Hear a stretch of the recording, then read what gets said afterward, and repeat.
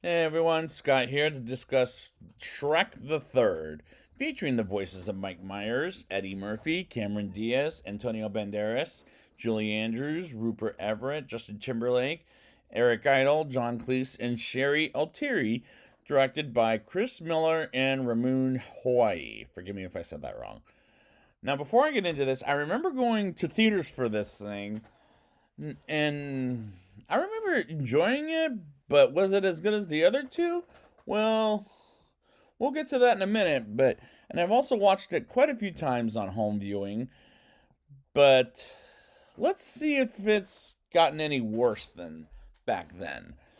We open on a terrible stage performance by Prince Charming, returning voice of Rupert Everett, as the audience wants Shrek, returning voice of Mike Myers, and he's sad with his mother gone, and everyone, including the fairy tale creatures, think he's a joke. Everyone, including the audience members watching this movie. And I already knew instantly this movie is going to be very bad, as it shows by the first frame. Shrek and Fiona, returning voice of Cameron Diaz, wake up as they have to play King and Queen, while King Harold, returning voice of John Cleese, is sick, while Donkey, returning voice of Eddie Murphy, and Puss in Boots, returning voice of Antonio Banderas, keep track on his schedule. And Shrek doesn't pull off the King material very well, and this animation feels taken by other movies that came before, like the first Madagascar, for example. As this doesn't feel original, and neither does Shrek saying I'm an ogre for the first three films, as it as this is getting a little old after a while. And this feels the most disappointing out of any of the movies. And I haven't gotten to Shrek Forever After yet. While Fiona tells Shrek about having a family as King Harold is dying as a frog, and he tells Shrek and Fiona they're next in line as for the throne, as there's another cousin named Arthur, or Artie for short, voiced by Justin Timberlake, and this scene goes on a little too long as we get little Live and Let Die performed by the Frogs, which I'm guessing Duran Duran voiced them, I don't know. Which is getting a little bit tedious after a while. And this is the movie that honestly killed the franchise until I get to the two Puss in Boots movies. But I can't say this is the worst. I've got one more movie to look at, but this story is just the same movie as the second movie. Charming goes to a bar and wants a drink, but is not welcome inside while decides to recruit some bad guys to take over Far, Far Away with Charming. Even Rumpelstiltskin, who doesn't look like the one for the next movie. And how many jokes did I not laugh at? And the answer is too many in this movie. Shrek, Donkey, and Puss take off by a ship as Fiona says to Shrek he's going to be a father, and he is reluctant about having kids like Donkey and Dragon did in the last film. And this movie, in this movie, as Shrek dreams of having kids of his own at the swamp, and Fiona and he wakes up, Shrek talk while Shrek talking with Donkey and Puss about why it's happening to him and tries to cheer him up as he's afraid of ruining the kid's life. And he's doomed. And they arrive at the high school where Artie is an outcast. And even nerds call him a loser. And honestly, as an outcast, Shrek, Donkey, and Puss go into an assembly room when Artie is announced as King of Far, Far Away. People laugh at him, and Justin Timberlake is miscast because he's too much of a pretty boy, and the characters are unfortunately not as memorable as they were in the first two movies. Fiona has a baby shower with Queen Lillian returning voice of Julie Andrews, with Cinderella, Snow White, Sleeping Beauty, Rapunzel, the fairy tale creatures, Dragon, and Doris returning voice of Larry King, who was briefly in the last film until Charming and his gang of villains invade Far, Far Away, while Fiona, Lillian, Cinderella, Snow White, Sleeping Beauty, and Rapunzel go in a dark room with while Pinocchio talks too much, and one of the three pigs tells Charming what Shrek is. And this is a painful scene, just painful. Oh my goodness. Shrek tells Artie about his kingdom, while Donkey and Puss tell him the downside of being king, and gets the wrong idea about being king, and they crash land the ship And this is just a horrible way to tell him how to be king when he's not king material. Shrek tries to get hip with Artie, which is probably the stupidest thing he could do in this entire movie.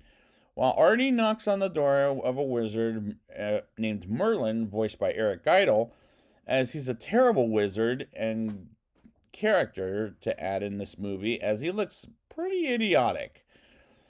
Shrek tells Artie about how ogres can get scared every once in a while, and I'm like, no. Is he going to tell is he going to tell the entire first movie all over again?